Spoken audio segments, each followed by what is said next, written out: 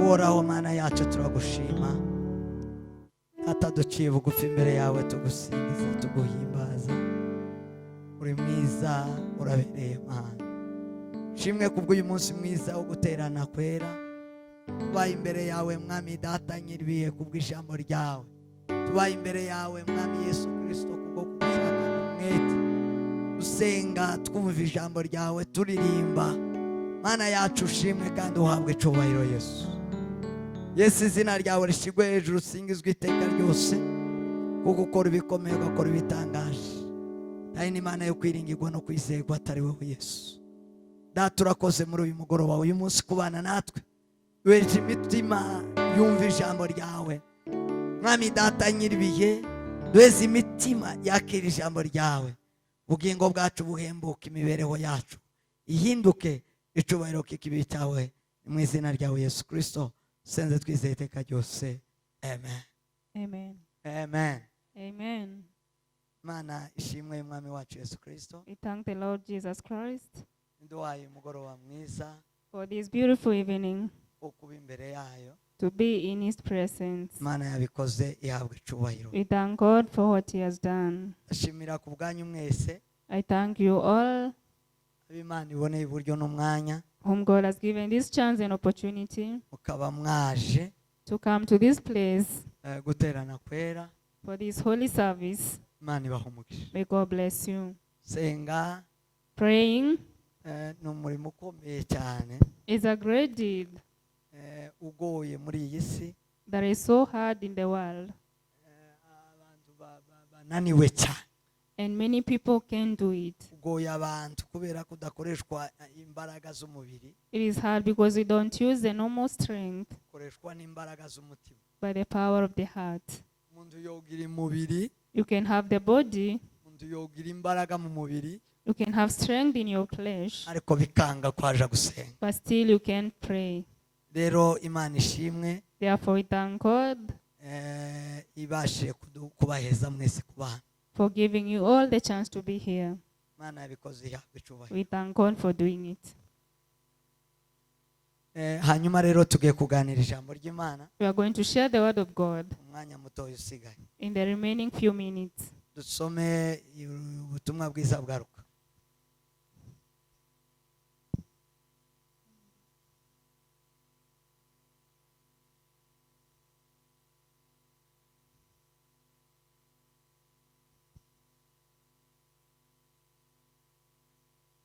Ubutumwa bwiza bwa Luka 11 duhere ku murongo wa 24 n'uwa 25. The good gospel according to Luke chapter 11, 24, 25, na gatandatu. up to 26.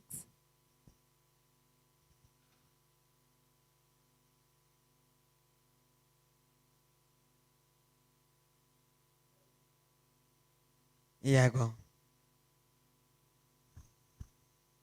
Yavuze ngo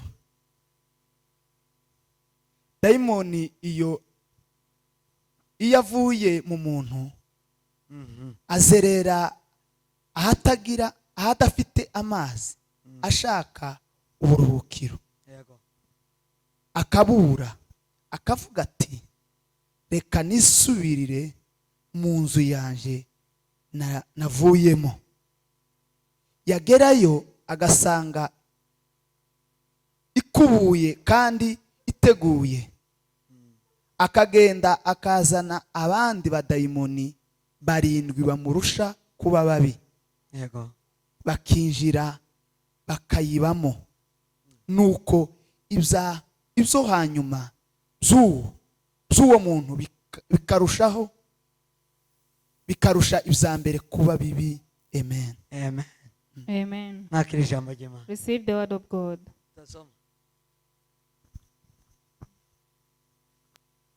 Luke chapter 11, verse 24 to 26. Says that when the unclean spirit is gone out of a man, he walks through the dry places, seeking rest. And finding none, he says, I will return to my house where I came out. And when he comes, he finds it swept and garnished. Then goes he and takes with him 7 other spirits more wicked than himself. And they enter in and dwell there. And the last state of the man is worse than the first. Amen. Amen. Turangirize muri ico gitabo nyine ibice 8 murongo wa 20 wa 19 na 20 na 21. The same book, chapter 8, 18 to 21.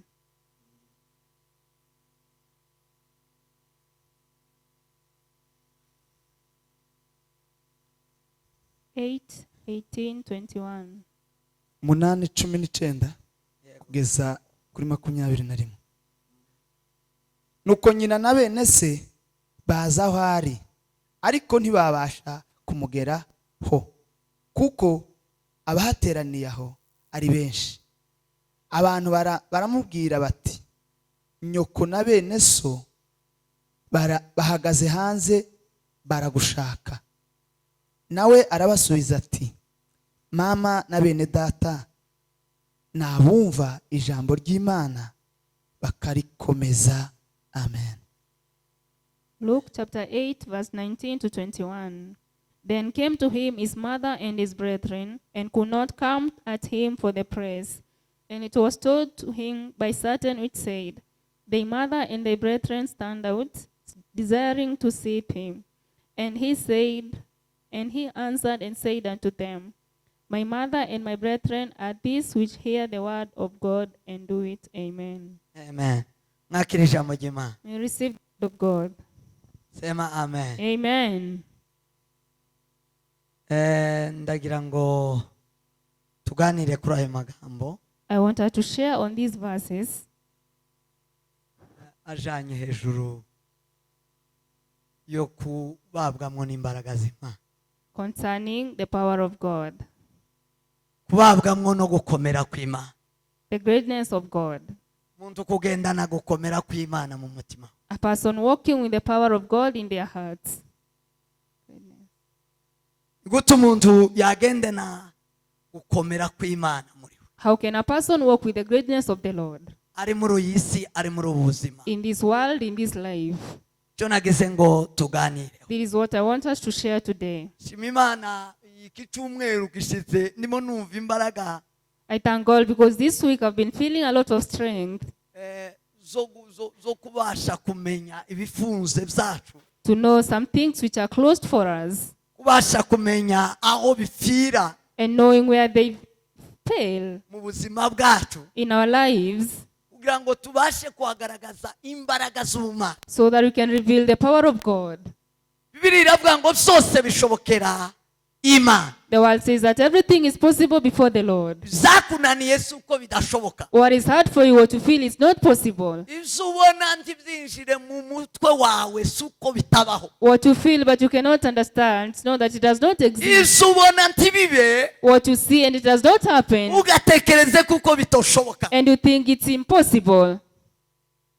Kubera ko Because hari izindi mbaraga there is some more power zishobora zose, that is able to do kandi everything. izo mbaraga And that power n'izima, belongs to God. izo mbaraga That power n'Imana. is God Himself. Birashoboka ko It is possible that zoba mu mitima y'abantu, it can be in the hearts of people. zirashoboka ko It is possible that zoba mu bugingo bw'abantu, it can be the lives of people. birakunda ko It is possible that ziba mu mibiri y'abantu, it is in the flesh of people, zikabasha gukora and it can work ibirenze cyane what is so great imitekerereze ya kimuntu, than the thoughts of a man. bikabasha gukora It can do ibirenze cyane what is above ubwenge bw'isi. the wisdom of the world. Kubera iki? And why is this the reason? Harimo Imana mu muntu. There is God in a person. Sema amen. Amen. Sema amen. Amen. Tuweze icyubahiro. Praise be to Jesus. Hallelujah. Amen. Imbaraga z'Imana The power of God mu mwana w'umuntu, in the Son of Man. ubushobozi bw'Imana The ability of God mu mwana w'umuntu, in the Son of Man. kugira neza kw'Imana The greatness of the mu Lord mwana w'umuntu. in the Son of Man. Bibiliya itubwira kenshi The word tells us many times imbaraga z'Imana zabashe kuba mu bantu. the power of God that is in people. Amen. Amen. imbaraga z'Imana zabashe gukorera mu bantu The power of God that worked in people. hakabasha gukorwa ibintu by'ikirenga. And great things were performed. Yesu wenyine God himself, Jesus, isezerano risha in the New Testament, yarabigaragaje he revealed this. ubwo yatahaga ubukwe bw'Ikana. When he went to the wedding at Galilee, Yesu yatashe ubukwe bw'Ikana y'i Galilaya Jesus went to the wedding at ari Galilee umuntu as a man. yagiye He went ari mwe Mariya as the son of Mary na Yosefu. and Joseph. ubukwe bwari ubw'umuryango And the wabo wedding was a family wedding. bataha ubukwe kawaida. And they went to a normal wedding. Yesu ataha ubukwe kawaida Jesus went to the wedding aba normally, mu bukwe and he was in the wedding. hanyuma ubushobozi bw'ubumuntu And then the power of man buraheka came to an end. hanyuma And then hagaragara there was shown hagaragara ubushobozi bw'Imana the power of God mu mubiri w'umuntu. in the flesh of a man. Sema amen. Amen. Sema amen. Amen. Bibiri iravuga ngo ubukwe bumaze gucuza ubukwe. The word says when the wedding was ongoing, ubukwe bw'Abanyisirayeli bwagiraga iminsi 7. because the Israelites used to perform for 7 days. cyari ikirori gifata iminsi 7. It was a great ceremony for 7 kandi days. cyari ikirori gitegurwa But it was prepared, abantu bakarya bakanywa and people could eat and drink. bagahaga bikabona kuba ibirori. And then the wedding would continue. iyo umuntu yateguraga ibirori abantu ntibahage When you prepare a wedding and people don't come, yasaga n'ukoze icyaha it seemed like a sin mu bayuda to the Jews, kuko ibirori because ceremonies, ubukwe a wedding, kwari ukurya was to eat no kunywa and drink, abantu bagahaga. and people could be satisfied. hanyuma uwo muntu acuza ubukwe Meaning that when a person prepares a wedding, kwe uraba and then it happens, arategura ibyo kurya they prepare everything to eat ategura n'ibyo kunywa. and everything to drink. bageze mu bukwe hagati When the wedding was ongoing, ibyo kunywa biracika the drinks finished, ikibazo kiba kiraba. and a problem happened. zari isoni zari ipfunwe ryinshi cyane It was a great shame and a curse kuri abo ba nyiri ubukwe to the wedding, to kuvuga the ngo ubukwe bubuzi ibinywa having the wedding with no drinks, bari mu bukwe. and in the wedding. Amen. Amen. Sema amen. turaganira imbaraga z'Imana We are sharing about the greatness of God mu mwana we. in the Son of Man, hanyuma mwakira izo mbaraga and then receive that power, muvamiye ahantu satani yafashe and then you release your things. muvamiye ibyafashwe. What has been held, you release it. Sema amen. Amen. Sema amen. Amen. kandi mwongere mureme And then you create new things. mureme n'ibindi bibeho. You create other things. Sema amen. Amen. bibiri iravuga ngo The word says that mariya agira ipfunwe Mary was troubled kubera ko bwari ubukwe bwa famiye. because it was a family wedding, hanyuma iwe akaba azi Yesu and she knew Jesus. mu buryo In a way, the Jews did not know him. In a way, other people did not know him. And then Jesus,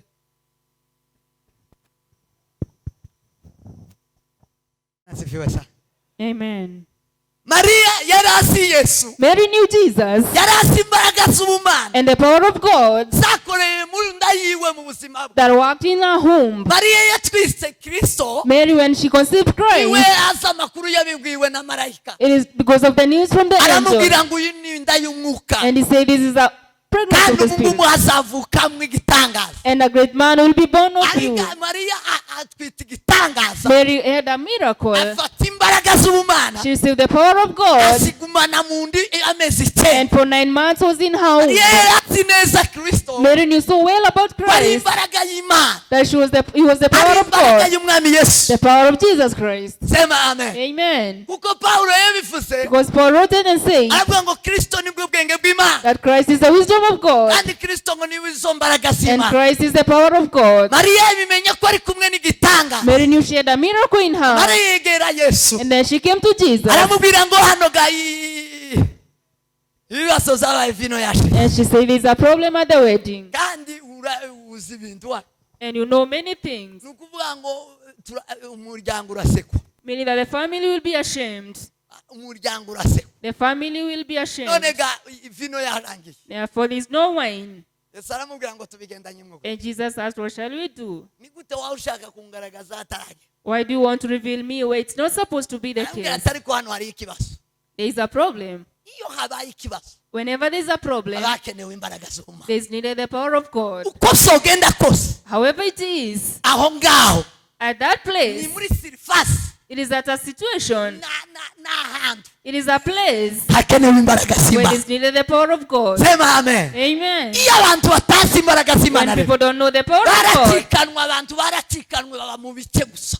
and they just stay like Abantu they were, baragonze ibikuta, babaho gusa. they had come to an end. Iyo surface, And that situation, aho hantu, at that place, aho uwo mwana at that time, hakenewe imbaraga z'Imana. they needed the power of God. Aramubwira ngo nubwo igihe cyawe kitaragera, And he said, though your time has nubwo not abayuda come, batakuzi, even though the Jews do not know ariko you, hano hakenewe imbaraga z'ubumana. but it's needed the power of Hano God. hakenewe imbaraga z'ibitangaza. There's needed a Mu miracle. buzima bwawe In your life, usa ugenda ugasigazaho imbaraga z'ibitangaza. you remain people.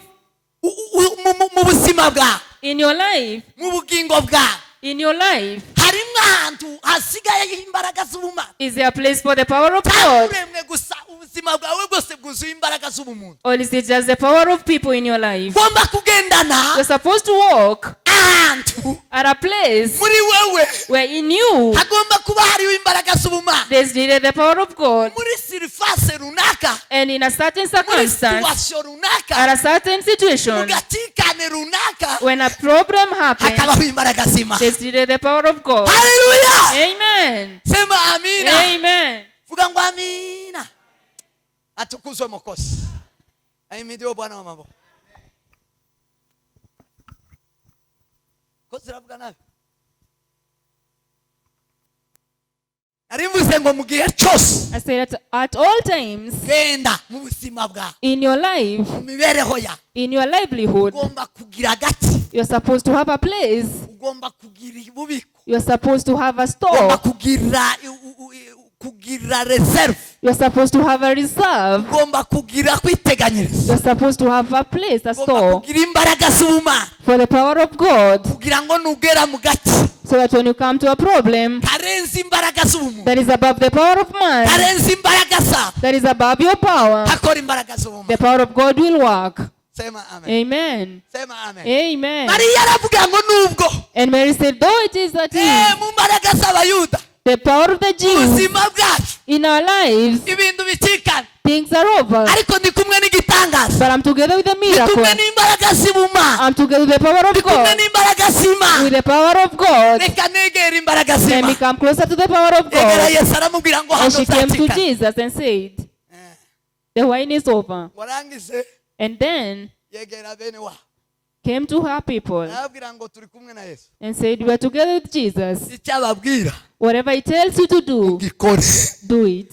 Si gisanzwe. It is not usual. Ndabizi ko aza gukoresha I know that he will use ibirenze imibare yawe. what is above your calculation. Ndabizi ko aza gukoresha I know that he will use imbaraga mutagira. the power that you can't Ariko understand. musipuziye.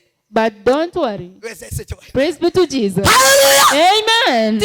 Timubisuzugure. Don't despise it. Hallelujah. Amen. Atukuzwe Mwokozi. Amen. Timubisuzugure. Don't despise it. Ibyo aza kubabwira, Whatever he tells you to do, icyo ari buvuge, whatever he says, nyaboneka mugikore. please do it.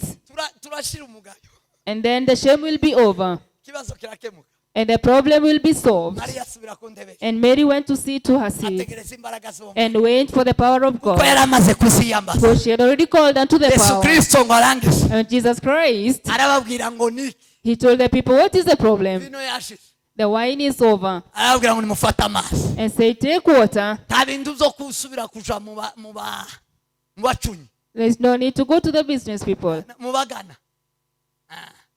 Nta kuja mu bagana. You don't need to go to those people. Ni mufate amazi. Just take water Muzuze indaka. and then fill all the drums. Ibibindi byanyu. All the drums. Muzuzuza amazi. Fill them with water. Musuke mwuzuze. Just pour water into all of them. Barasuka baruzuza. And they fill the drums with water. Amazi mutupu. Only water. Gani waruremesha. Amazi mutupu. Just plain water. Amazi mutupu. Plain water. Baruzuza amazi And they mutupu. fill the drums with water. Bamare kuzuza amazi mutupu. And after filling the water, Baraza baramubwira ngo amazi they twose. came and said, you have done it. Mwujuje neza. Have you done it properly? Musangwa mukuru ari he? And they said, yes. Ari hano aracyari hano mu bukwe. Mugende mufate. Go and take. Mudaheho. And take some of it. Mushire umusangwa mukuru asogongera. And take to the bridegroom to taste. Hanyuma mugaburire muheza abantu. And then you feed the people. Sema amen. Amen. Sema amen. Amen. zo ni imbaraga z'ubumana That is the power of God zakoreye mu bukwe bw'i Kana y'i Galilaya. that worked at the wedding in Galilee. zo ni imbaraga z'Imana That is the power of God zakoreye muri situation that worked in a situation imbaraga z'umuntu zahekewe. when the power of man had come to an end. Sema amen. Amen. Ngo basogongeze umusangwa mukuru. And when they tasted the aravuga ngo wine, ese mwari mwashinguye he said, where had you hidden this wine? Vino nziza This- mubanzi zitaryoshe. How did you bring the bad wine Iyi first? niyo ya mbere. This is the sweetest. Iyi niyo ya mbere. This is the sweetest. Sema amen. Amen. Sema amen. Amen. nshaka kubabwira rero I want to tell you therefore izo mbaraga z'ubumana that power of buryo God, zizazinjira mu muntu when it comes to a man, umuntu akagira imbaraga z'ubumana a man has the power of aho godliness, umuntu bugarukiye and when a man comes to an end, hakabaho imbaraga z'Imana. the power of God is revealed. Sema amen. Amen. Sema amen. Amen. Ahimidiwe Bwana wa mabwana. Ahimidiwe Bwana wa mabwana. bibiri zitubwira The samusoni word tells us that Samson, umunaziri w'Imana he was a man of God, yagendaga yiringira imbaraga z'Imana. and he trusted in the power of God. samusoni yagiragamo imbaraga z'Imana mu mutima Samson had the power of God in him, wakagenda and he would walk undi yitwaza indwara. and not walk with any weapon. samusoni ugiye mu bafilisiya gutyo When the Philistines came to him, samusoni akavuga sinyitwaza indwaro Samson never said, I don't have any mu weapon. bafilisiya nditwaza indwaro. And the Philistines have no hariho weapon. imbaraga z'Imana. There is the power of God. sema amen. Amen. mu bafilisiya ndagenda gutyo Or I shall go to the Philistines as I am. samusoni akagenda gutyo And Samson used to walk as he is, kubera ko yagiraga parti because he had a part in him. yagiraga ubuzima bwe He had a livelihood bwari buba mu mbaraga z'ubumana that was in the power of God only, zirenze z'ubumuntu. that is above the power of man. akagenda yiringira imbaraga y'Imana And he gusa. trusted in the power of God in bibiri him. iravuga ngo ageze The word says when he mu came bafilisiya umunsi umwe to the Philistines one day, abafilisiya baramusumira the Philistines ran unto baravuga him. ngo turamubonye samusoni. And now you have found Samson. samusoni ngo kubera kwiringira imbaraga And z'Imana because of him trusting the power of akaba God, hasi he just fell them down. yiringira imbaraga z'Imana muri situation When you trust the power of God in a situation, yiyambaza Imana the power of God, ngo akabakabye hasi ngo atora agasaya k'indogobe. and he took a jawbone of a donkey, ngo agasaya k'indogobe the jawbone of a donkey, arakagwanisha and he fought with it, arica and he killed, arica and killed, arica and killed, ararangiza and all of them were killed. ibirundo n'ibirundo. Many of them. izo ni imbaraga z'ubumana. That is the power of ni God. imbaraga zirenze iza bene The wacu. power behold your ni imbaraga people. zirenze iz'umufuko. Power ni above imbaraga money. zirenze iz'amadiplome. Power above your ni education. imbaraga zirenze iza sepsi. It is power above ni your imbaraga zirenze biceps. imitwe yo gutekereza. Above all the wisdom. sema amen. Amen. ngize imbaraga z'ubumana This is the power of God zigomba kuba mu mibiri y'abantu that should be in the bodies of no mu people buzima bw'abantu. and in the lives of people. Atukuze umukuru. Praise be to Jesus. Ahimidiwe Bwana wa mabwana. Amen. Weze Yesu icyubahiro. Praise be to Jesus. Hallelujah. Amen. Amina amina akuba. Amen. Amen. Sema amen. Amen. imbaraga z'ubumana The power of God zizisaba shimi. does not need, zizasaba shimi. they don't need anything. Ndakuza n'abaganga. You don't need any doctors. For me. There is no formula. Sema amen. Amen. Sema amen. Amen. Ntagufata ikiniki ngo bagiteranye gihure niki. You don't need any formula at all. Yesu Jesus, yahumuye impumyi. he healed the blind. Impumyi yavuze ari impumyi.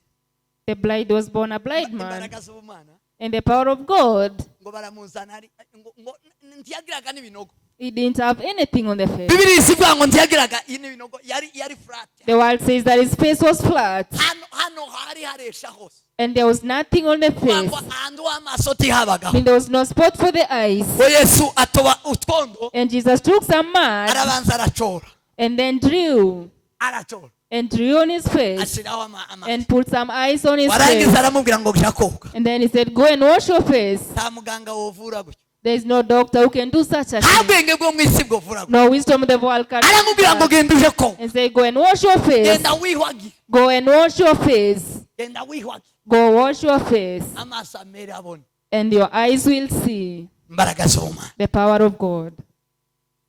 Sema amen. Amen. sema amin. Amen. Atukuzwe Mwokozi. Praise be to Jesus. Yesu ariko agenda na Petero Jesus was walking with Peter. bo bageze ngo bakoresha biko And kumusoro when they came to that place, ngo bashike baramubwira ngo wowe and they said, you na Petero and Peter, ndimuza mutanga umusoro you don't pay Toma tithe. mugakora akaza hanga ndamusoro You don't pay taxes. turi mukukubona abantu bari mu gutanga amaturo uzutanga umusoro. People are paying taxes, but you don't. Yesu yaragira ministeri atarayaregistre And Jesus said, the ministry is not registered. ariko irakora And he told that bamare to, bamamusaba umusoro and they asked for his taxes. ngo bari begereye inyanja. They were close to the Yesu sea. abwira Petero And Jesus told Peter, manuka ufate urushundura manuka hepfo go and take some fish urobe urafata and fish. You'll get one fish. urujanga uri bufate And that fish will ubwasama open its mouth. urarusangamo You will find more some coins. You'll find in it. numaruze turiye hano nitumara duhushuka And then come and pay. Akazi And, gakomeze. and then we shall continue. tanga umusoro hano ministeri ikomeye You pay taxes and the ministry will continue. tubwiriza hano imbere And we preach before, behold, I mean, imbaraga z'ubumana the power of God. zimanukana na Petero Walk down with Peter, barashika bafata urufi rufite ifaranga and they called the fish with the money, rufite umusoro and the coins. ararufata And he took it, aragwasamu araza atanga umusoro opened its mouth, and paid the taxes to Imbaraga Caesar. z'ubumana. The power of God, imbaraga z'ubumana godly power. sema amen Amen. duweze icyubahiro Praise be to Jesus. haleluya Amen. sema amen Amen. usumwe abanyetorero baraterana One day the congregants came bari together. bamaze abayuda bari biharaje gufata intumwa bakazifata bakazifunga The Jews were preparing to arrest the bakazigirira nabi disciples bazitoteje and to torture them. bafata Petero And they took Peter. bamufashe Petero When they arrested Peter, baramufunga they jailed him barakinga and locked the bashyira mu doors nzu y'imbohe in a house of abanyetorero prayer. And then the church members, bakoresha imbaraga z'ubumana they applied the power of God. abakirisitu bose aho batuye All the Christians bagomba gukoresha imbaraga z'ubumana should use the power of God. tugomba kubaho nk'abantu You are not supposed to live like the rest of the ngo people. dusigarire gusa mu muntu And you just remain in the tugomba flesh. kugira imbaraga z'ubumana You are supposed to have the power of ndaza God. kubabwira uburyo bwo And I will, kwesitara imbaraga z'ubumana I will tell you to install the bibiri power of iravuga ngo God. abanyetorero barasenga The one says that the church members baraterana prayed, babwirana ikibazo cyabaye and they say the problem to one habaye another. ikibazo cyo gufata Petero Peter has been kandi arrested, afunzwe nabi and he has been jailed Petero wrongly. yari afunzwe nabi yarahambiriwe yari afungiwe ahantu hacunzwe bikomeye Peter had been locked so badly, bari bamufungiye mu miryango itatu and there were 3 doors. geti ya mbere yari iriho abarinzi The first gate, geti ya kabiri yari iriho abarinzi and the second gate with geti ya gatatu soldiers. yari iriho abarinzi The third gate with bari soldiers, bamuhambiriye n'iminyururu and he was locked in chains. bamenya ko habayeho And they knew how he was. igifungo gikomeye It was a great arrest. none nimuze dusenge imana Now come, let's pray to nta God. mbaraga zacu zigihari Where a power does not ariko work, hari imbaraga mu ijuru there is some power in hari heaven, imbaraga z'ubumana the power of God zotubohorera Petero that can release Peter, zotubohorera Petero that can set free Peter. sema amen Amen. mufite ibyaboshwe Do you have things that are locked? mufite ibirenze imbaraga z'abantu Do you have things that you can't perform? ibirenze imbaraga z'umuntu What is beyond the power of man? hari ibiri mu buzima bwawe birenze imbaraga zawe Are there things which you cannot do ndashaka yourself? kukubwira ngo none hari imbaraga I z'umuntu want to tell you today there's the power of God kora ibirenze ibyabo that can work what man cannot do. biravuga ngo barapfukama So barasenga I say they knelt and prayed barasenga and prayed and prayed barasenga and prayed some imbaraga more. z'ubumana ziva mu And ijuru the power of God came from zijya heaven kubohora Petero and set free Peter zikoma Petero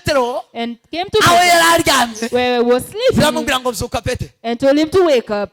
ngurikira marayika ngo aramubwira ngo byuka ngurikira Wake up and follow me. yamenye igihe bamuhambuye He didn't know the time he was set free. yamenye igihe marayika yafunguye And he amageti didn't know the time the gates were opened. ngo abona gusa marayika They were just walking. imbaraga z'ubumana The godly power. Petero ngo akurikira marayika And Peter followed the Akurikira angel. marayika, Followed akurikira. the angel. marayika amugeza hanze And the power. And ngo went akazasa away. n'urota He was like marayika dreaming. aramubwira ngo genda ko baraguhamagara And the angel said, go, they are calling you at the genda abantu church. baratara People are waiting for you. Petero aragenda And Peter went. biravuga ngo ari ku muryango nimba ari The umushema one says when he came to the door, ngo arungurutse gutya when he peeped, babona usa na Petero They saw a person like Peter. Sema amen. Amen. Sema amen. Amen. Babona usa na Petero. She saw someone like Peter. Wineza neza biramwuzura.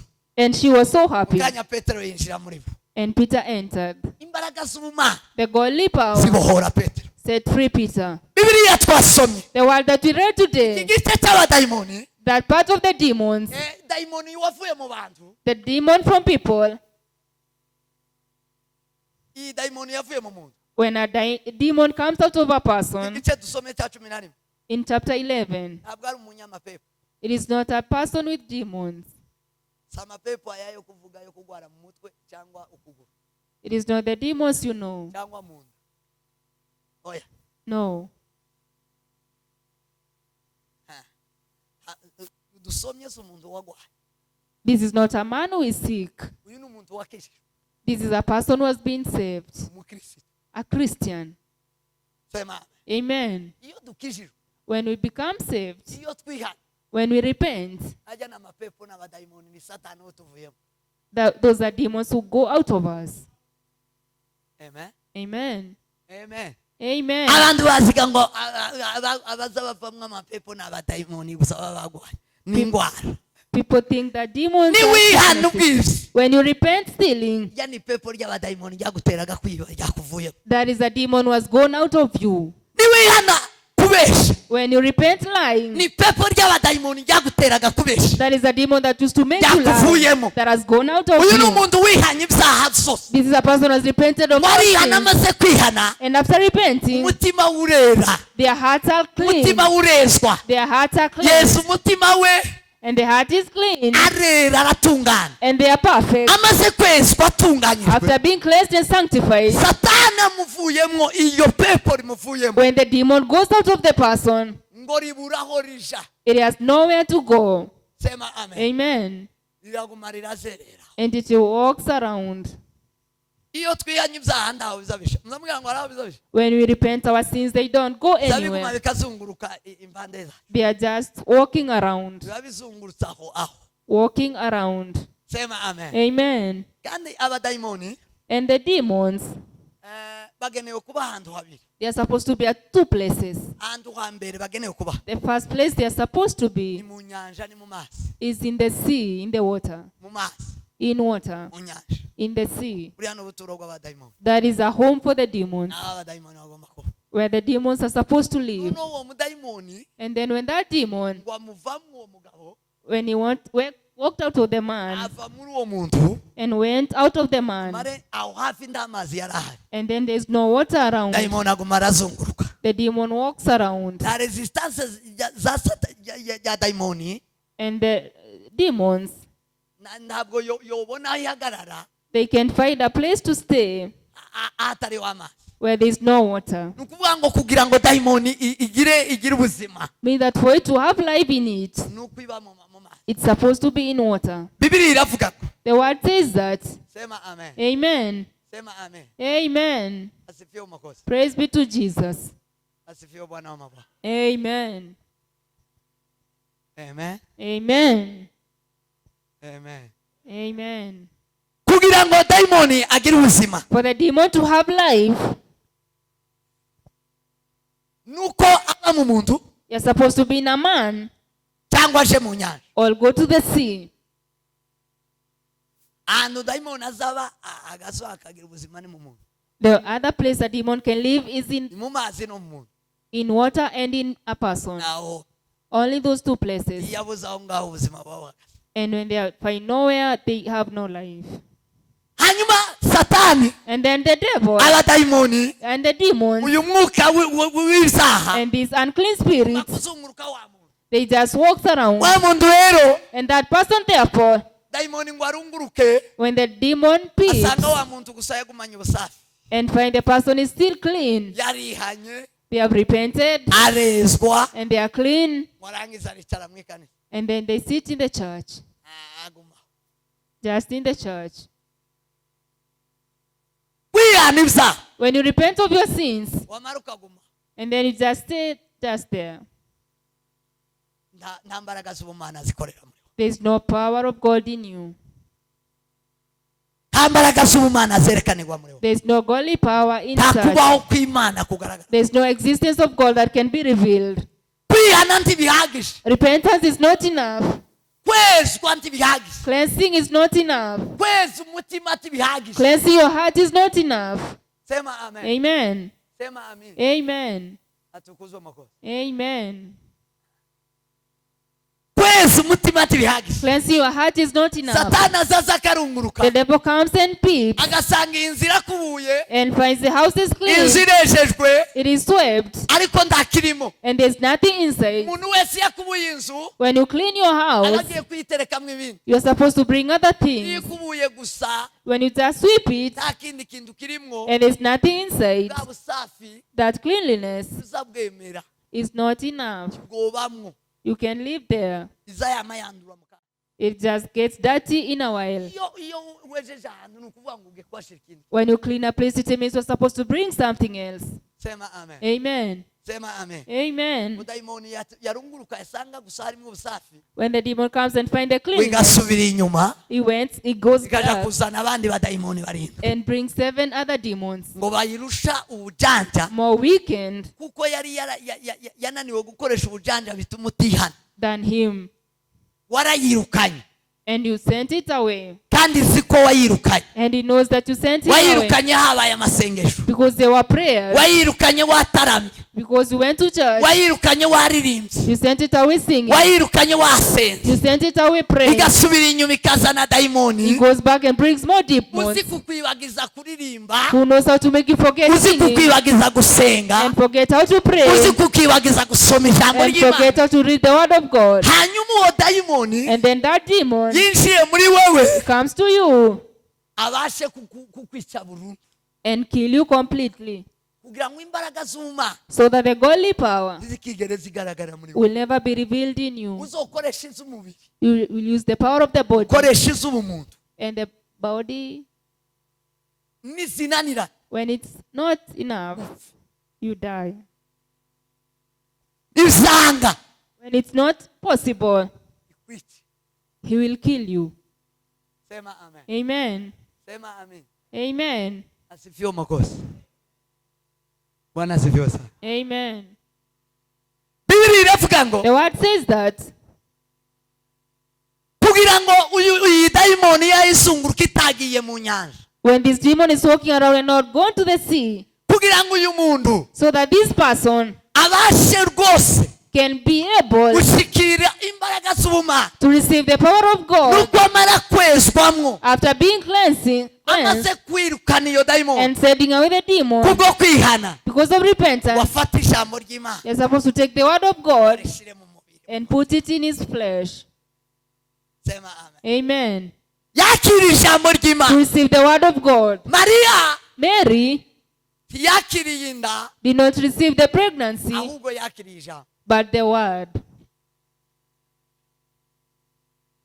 Timuvyumvishije. You don't understand. Mbaruko amasaha yagiye. Muravyumva?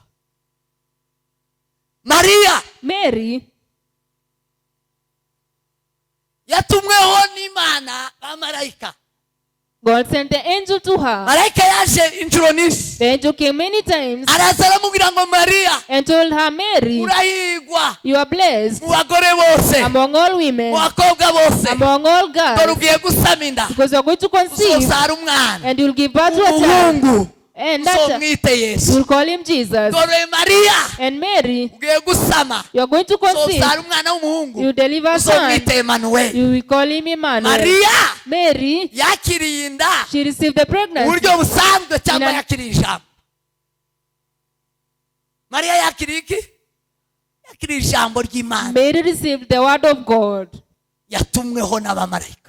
and be sent through an Imana yafashe ijambo God took the word, iriheza marayika, gave it to the angel, sike marayika risikiriza Mariya. and the angel brought it to Mary. Mariya amaze kuryakira When Mary received the word, rihinduka Kristo muri we. it became Christ in her, Amara yarikoresha and then used the word aho imbaraga z'umuntu where the power of man could not work, zitarishoboye gukora. where it could not work, the power of man. You still don't understand.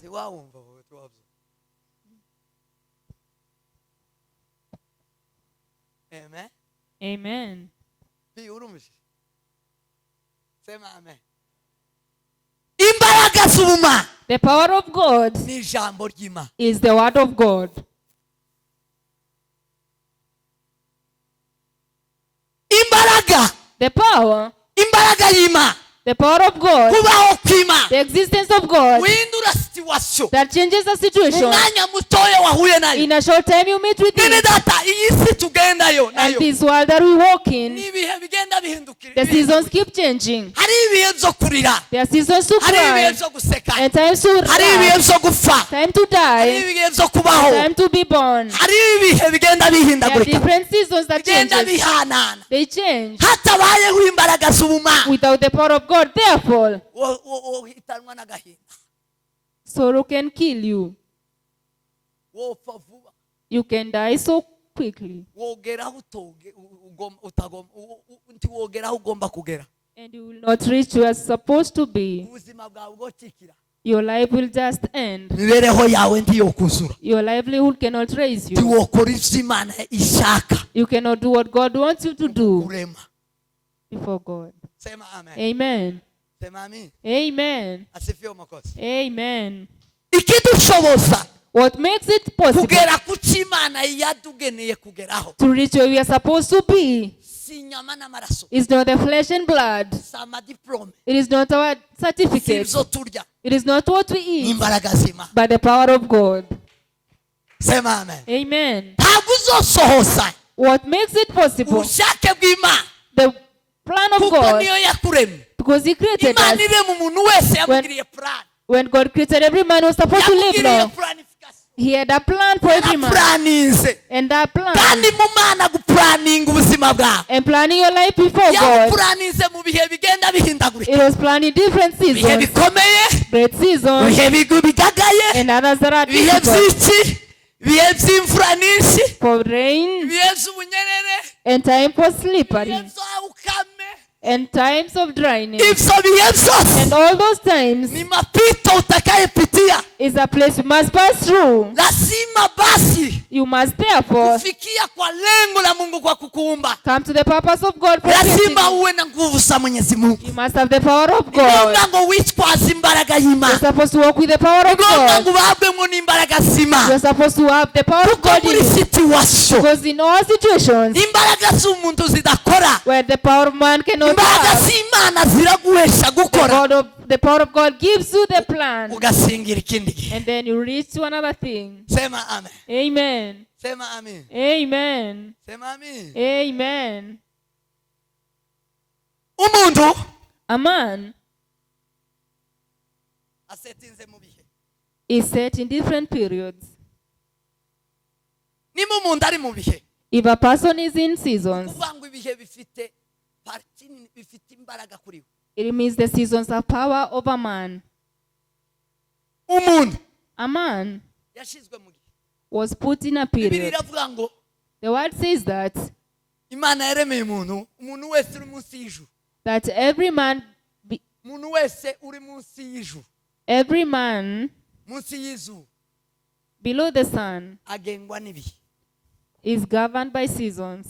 Ni ukuvuga ngo ibihe bigufiteho imbaraga, Meaning that seasons have power, ariko hariho uri hejuru y'ibihe. but there are seasons above the seasons. Sema amen. Amen. Sema amen. Amen. Hariho uri hejuru y'ibihe. Yes, there is a person above the seasons, Nyiri ibihe Peter niko yavuze. the owner of the seasons. Hariho uri nyiri ibihe, uri hejuru y'ibihe. There is the owner of the seasons above the Niba seasons. ubaye umuntu gusa wo mu bihe, If you're just a person of the period, ibihe bigufiteho imbaraga zo gupfukamira, seasons have power over ibihe zo you, gupfukamaho, and they can deal on you, ukaremererwa ukanyika ugashira.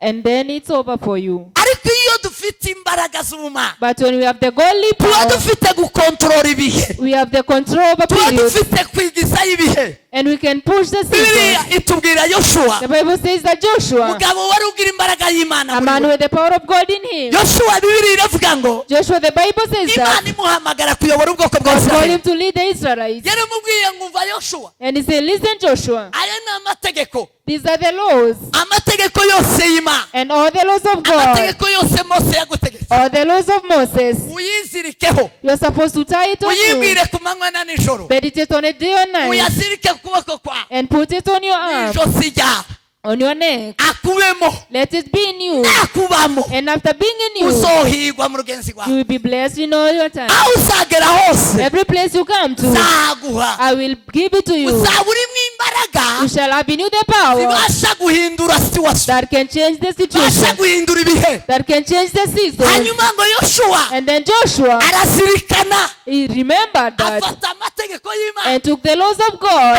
ayizirikaho ayibwira ku manywa na nijoro and meditated on it day and night. arayakira ayagenderamo Received them and walked with them, ntiyayaka iburyo cyangwa ibumoso left and right.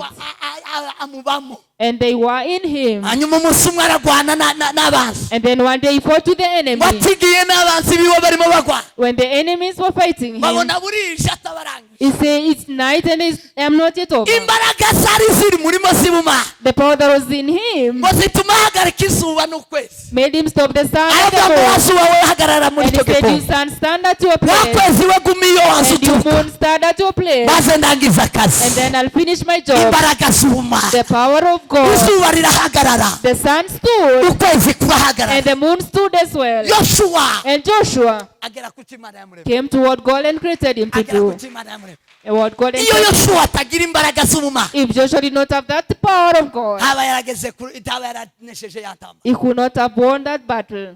hari intambara ziri mu kugutsinda There are battles that are defeating you, hakenewe imbaraga z'ubuma and it's needing the power of God. sema amen Amen.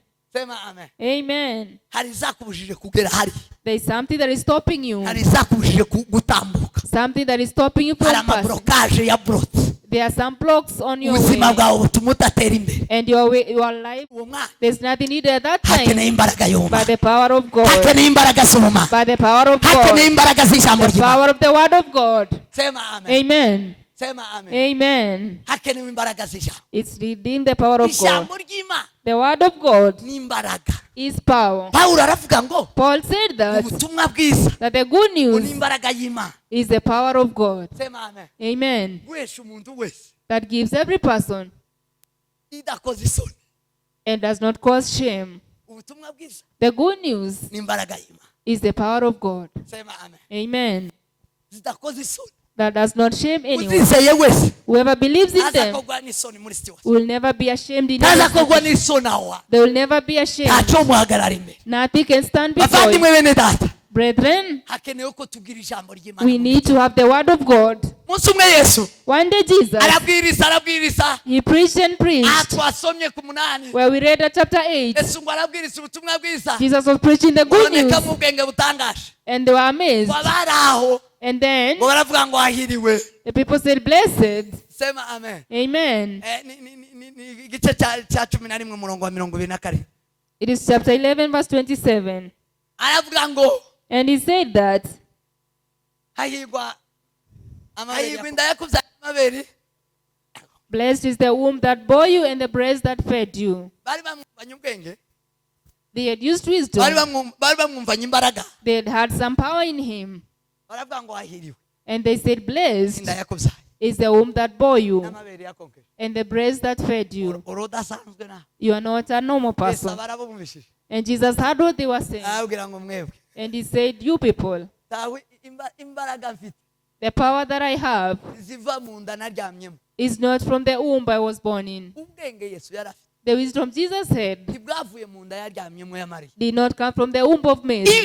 imbaraga Yesu yari afite The power Jesus had zizavuye mu mashereka yose is not from the breast. oya No. oya Yesu arababwira ngo murabiyobewe And Jesus said, you don't mbe understand. mbabwire uhiriwe Let me tell you who is blessed. uhiriwe The one who is blessed uwumva rino jambo ryawe is who hears this word. hahirwa uwumva iri jambo Blessed is the person who hears this hahirwa utega word amatwi akanumva and listens to me. uwo niwe ufite imbaraga That is the person who has the power. zikirenga That is great. zihindura situwasiyo That changes the zihindura situation. ubuzima Changes life. zihindura imibereho Changes livelihood. zikora mu mwanya And works at a time abaganga bananiwe when people can't work. twese si cyo Praise be to Jesus. haleluya Amen. abaganga bonanirwa kukuvura Doctors can not treat you. ariko ijambo ry'Imana But the word of God, Igwa. blessed, hahirwa Blessed. hahirwa amatwi yumva blessed are the ears that hahirwa hear. wumva ijambo ry'Imana Whoever hears the word of God, hahiriwe inda naryamyemo and on the womb that bore me, hahiriwe n'amabere yanwe all the breasts that fed me. hahiriwe abumva ijambo Blessed ry'Imana are those who hear my word. imbaraga y'Imana The power of God, imbaraga zuma the power of God amahirwe are the kwigwa kose kubaho all the blessings no kumva ijambo ry'Imana is to hear the word of no God. kumva ijambo ry'Imana To hear the word of God. imbaraga zirenze iz'abantu The power that is greater than the power of imbaraga people. zirenze iz'ibihe That is above the power of seasons. imbaraga zirenze iza situation Power that is above of ni situations ijambo ry'Imana mu is the bugingo word of God. mwene data Brethren, imika ijambo ry'Imana mu buzima bwawe have the word of God in your life. akira amatwi yo kumva ijambo ry'Imana Receive the ears to hear the word of God. sema amen Amen. sema amen Amen. akira amatwi yo kumva ijambo Receive ry'Imana ears to hear the word of God. gira umutima ubika ijambo ry'Imana Have the heart that studies the word of God. gira umutima wuzuye mu ijambo Have a ry'Imana heart full of the word of ijambo God. ry'Imana nizo mbaraga The word of God is the power zihesha umuntu wese that makes every person kugera able to come ku cyo Imana yamugeneye to what God created them muri for situation yose in all situations. abafite ijambo ry'Imana Whoever has the word of God nibo bazabahindura amateka are the people who are blessed forever. amen Amen. nibo bazabagira gakondo They have their inheritance. nibo bazabahindura They change. bagahindura They change. sema amen Amen. imbaraga z'Imana The power of God zigendana n'ubusore that walks with a young man zigendana n'ubusaza or an old man. oya No. imbaraga z'Imana zomanuka muri uyu musaza The power of God can come to this old man. nta mbaraga z'umubiri And where there is no power of the flesh. sema amen Amen. bibiri zitubwira umusaza Kaleb The word tells us about Caleb, an old man. yahinduye He fought. yahinduye umugabane we yafashe umugabane we He fought for his inheritance afite imyaka 85 at 85 years of age. ufite 85 ntawigejeje muri mwe muri abasore You are all young men.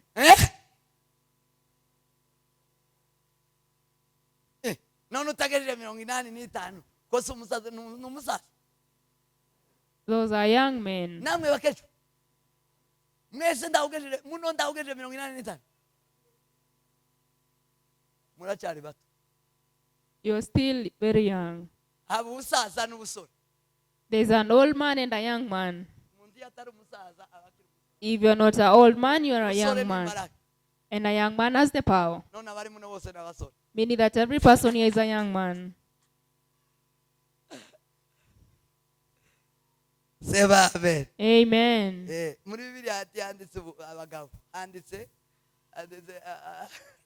abagabo ni umuntu wese umusaza n'umugabo umusore n'umugabo noneho imyaka niyo itandukanye The ages will differentiate an old man and a young man. imyaka y'ubusaza ariko ihera ndaganga kuri 50 40 And old age starts at 35. 40 ukunda ashaje 35. umusore agera muri 45 niho burangirira imbaraga z'Imana igituma zikunda Well, I love the power of God. sema amen Amen. sema amen Amen. zidepanda n'umubiri zigiye gukoreramo It depends the body it's going to work in. zireba umubiri zigiye gukoreramo It does not depend on the body. iyo umuntu agize ijambo ry'Imana mu mubiri When you have the word of God in iyo umuntu you, agize ijambo ry'Imana mu when a bugingo person has the word in yaba their mutoya life, whether young yaba mukuru or old, arahindura they are blessed. Kalebu Caleb, umusaza wari ufite imyaka 80 an old man at 85 years old, Yoshua aramubwira ngo imigabane yose yarangiye Joshua said, all the possessions have been taken. hasigaye gusa umugabane umwiriya mu misozi y'Heburoni Only some inheritance at the mountains hariyo of Hebron. abanzi hariyo abahivi n'abayepusi But there's still some enemies. n'abanzi gusa hariyo amoko nk'atanu It was full of enemies, like 5 tribes. niyo hasigaye honyine It is the only place remaining. none urumva wosha kuguhafata ukahaganza ukahategeka Do you think you can go and fight for it? uje kurwana uhafate numara uhategeke haba umugabane wawe When you fight, you can possess it. It becomes your inheritance. imbaraga z'Imana The power of God zishobora byose that is able to do everything. zigandurira byose that can do all Kalebu things. abwira Yoshua ngo urakoze And Caleb said to Joshua, thank you. ngo umare ubwoba ndundebere mu myaka. Let me tell you, don't consider my Hari age. imbaraga z'Imana zibitse muri no myaka. There is power of God. Hari imbaraga z'Imana zibitse muri uru Power of busaza. God in this old Hari man. imbaraga z'Imana zibitse muri aya maguru. There is power of God in this bone. Aramubwira ngo imbaraga natabaranye nawe turi mu myaka 40. And he said, the strength I had at 45 years of age Niso nkigira. is the same that I Imana have. tihinduka ni yayindi. God does not change his Za mbaraga niso strength. ngifite. It's the same strength I Niso have. ngibutabarane hari. And what I will go with and fight. Nzatabaruka nzahategeka. And I will possess it. Bibiri iratubwira ko Yoshua The word tells us that Joshua yabashe Kalebu and Caleb, yaragwanya arahava he fought and possessed it. arahagaza arategeka. He possessed his inheritance. Mwakira ijambo ry'Imana You mwabasha. receive the word of God, brethren. Mwakira ijambo ry'Imana mu bukecuru. Receive the word of God, all people. Muhindure situation, muhindure amateka. And change situations and Muhindure history. ibibazo bikomereye imitekerereze y'abantu. And change those great problems. Ibibazo birenze ubushobozi bwacu. Problems beyond the ability of man. Hari imbaraga mu ijambo ry'Imana. There is power in the word of God. Hari imbaraga mu bumana. There is power in God. Sema amen. Amen. Sema amen. Amen. Hari imbaraga. There is power. Nkunda abasaza babiri. I love two men. Old Kalebu men. na Mose. Caleb and Moses. Kalebu na Mose. Caleb and Moses. Bakoze imirimo yabo bayikoze arabasaza. Bagize ama ministeri arabasaza. They did their ministries as old men. Nibingibi byaje nta pension ibaho. And there was no pension at that time. Imana ndayiba. In God, there is no pension. Wosaba pension. How can you ask for pension? Ni imbaraga zawe si imbaraga z'umubiri. It is not the power of the flesh, Hazakora imbaraga z'ubumana. but the power of God. Eh? Sibibaho kuma. To God, it does not Amos happen. tibagize pension. Bakare tibagize. Moses and Caleb never had any pension. Ariko abasaza bacu bunyine bari mu basaba pension. But the old men nowadays, they're asking for pension schemes. Abrahamu tibagize pension. Abraham had no pension. Imbaraga z'Imana zagumye gukorana nabo. The power of God will Ubusaza continue to bwa work in them mu bukecuru bwa. in their old age. Mwakira ijambo ry'Imana. May you receive the word of Muhabwe God imbaraga z'Imana. and have the power of God Muhindure. and change. Bene wabo wa Yesu. And the brothers of Jesus, Abantu bafitanye isano na Kristo. people with a relationship with Christ, Nabari mu ijambo ry'Imana. are those in the word of God, Bene wabo w'ijuru. those who belong to the heavens, Abafite supernatural. are those who have the supernatural, Abafite imbaraga zo hejuru. those who have the power of heaven. Imbaraga zo hejuru nizo mu ijuru. The power of heavens belong to heaven. Abafitanye isano n'abo mu ijuru. Those who are related with those of Nabo mu heaven ijambo ry'Imana. are those who hear the word of Yesu God. aravuga ngo bene wacu ni bande ba mama ni And bande. Jesus said, who are my brothers and who is my mother? Bari bamubwiye ngo bene wabo bari hano. Then told him that your mother and your brothers Nako are here, baramushaka. and they are looking for you. Aravuga ngo bene wacu ni bande. And he said, who is my mother and who Nabo are mu my ijambo brothers? ry'Imana. But those who hear the word. Ntiwabasha gukoresha ijuru utari mu ijambo You ry'Imana. cannot use the heavens when you're not Wabasha in the earth. gukoresha Imana. You cannot use God. Ntiwabasha kugira Imana You cannot have God utari mu ijambo ry'Imana. when you're not in his Mwakira word. ijambo ry'Imana. You receive the word of God Imbaraga z'Imana and the power of God zikirenga that is supernatural, ziri hejuru that is above, zihindura situation. that changes all Ati situations. imbere yacu Even before us, si imisozi si ibitaba gusa. it is not only plains, Hariho imisozi. but there are mountains. Kandi imisozi And those mountains itinya imbaraga z'Imana. fear the power of God, Ariko titinya imbaraga z'abantu. but not the power of man. Hari ahantu imbaraga zawe zitokora. There is a place your power cannot Ariko work, hari aho imbaraga z'Imana zikora. but the power of God works. Muve hasigira dusenge. Stand up and we pray. Amen. Amen. Mwakira imbaraga z'Imana. Receive the power of God. Kugira ngo umuntu wese yibuke icyamuteye kwihana ibyaha. I wish that every person remembers the reason they repented, Kugira ngo tubone uburyo tuza gushira kwesitara imbaraga z'Imana. so that we can install the power of God Umunota gusume. in just 1 minute. Niki cyakomanza umutima wawe bituma wiha. What knocked on your heart and made you to repent? Niki cyamenaguye umutima wawe. What broke your heart? Itekereze tunsubize. Think about it. Nimba ari indirimbo bari baririmbye. If it is a song they sang, Nimba ari amasengesho bari basenze. if they are prayers they made, Ndashaka kukubwira ngo icyakumenya umutima wa munsi. I want to tell you that whatever broke your heart that day Kamenagura umutima wawe. and broke your heart, Ukihana ugasohora dayimoni And he repented and kicked out the demon. ntaho yagiye He never went anywhere. kirarunguruka ngo irebe ko ari imbaraga y'Imana iri muri wowe He's just walking around to see if there's any power of God in you. nibona nta mbaraga y'Imana iri muri wowe And if he finds none in you, iraja kuzana barindwi he will bring 7 more demons bazagufuza and they will kill you completely. sema amen Amen. bazagufuza They will finish you. bazaza kukubwira They will come and tell you ya ndirimbo yakumenye umutima that song that broke your za heart, nyigisho zakumenye umutima those teachings which broke your heart, ya masengesho yakumenye umutima and those prayers which broke your heart. hazaza abadayimoni barindwi bakwibagiza Some demons will come and make you forget babagukuremo bakuvemo burundu and take it out of you completely bagukuremo wa mutima za ndirimbo bazimare and finish everything in you. bafite ubujanja They are so wise. They are so Sema cunning. Amen. sema amen Amen. kuna ujanja wa shetani The cunningness of the devil. niba warakijijwe n'indirimbo If you are saved because of a song, ntuzibagirwe never forget. niba warakijijwe n'ijambo ry'Imana If you are saved by the word of God, ntugibagirwe never forget it. niba warakijijwe n'amasengesho If you are saved by prayers, yasubiremo ntuyibagirwe pray once more. Don't forget it. sema amen Amen. izo zirukanye babadayimoni What sent away those demons?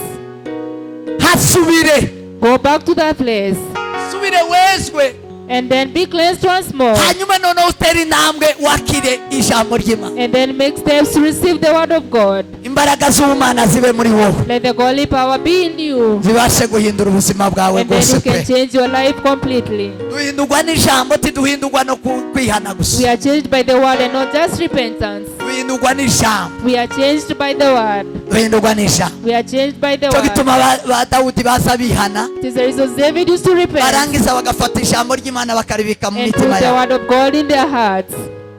twihane ariko twakira ijambo ry'Imana Let's repent but receive the word of God at the same time.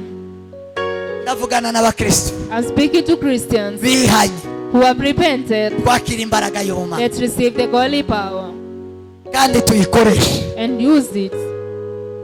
imbaraga z'Imana nziza ziba mu muntu gusa atazi ko The power of God does not just